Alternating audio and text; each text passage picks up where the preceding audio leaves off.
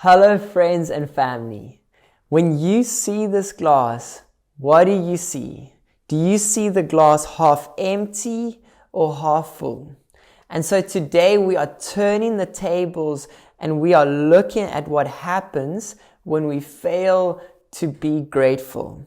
Our hearts begin to grow cold, stale, and hard. And so in Romans 1 verse 21 it says, "For although they knew God, they neither glorified Him as God nor gave thanks to Him, but their thinking became futile and their foolish hearts were darkened." And so when you think of a dark room, you can't see, you might be lonely, there's no life, and it's cold on the inside.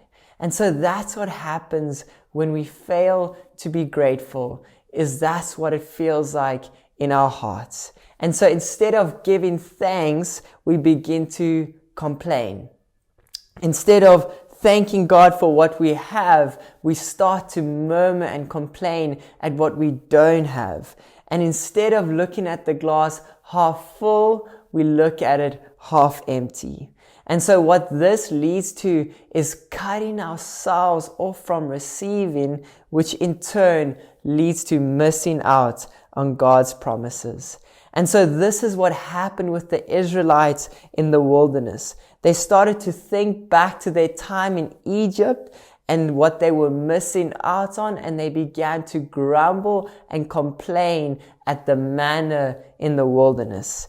And so in 1 Corinthians 10 verse 10 it says, "We must not embrace their ways by complaining, grumbling with discontent, as many of them did, and were killed by the destroyer."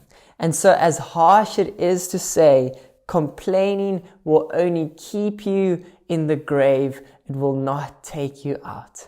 And so let's not embrace their ways, but follow in the example of Jesus when He encountered the 5,000 men along with women and children. Instead of looking at the little food He had and the amount of people they needed to feed, He chose to look up and chose to be grateful.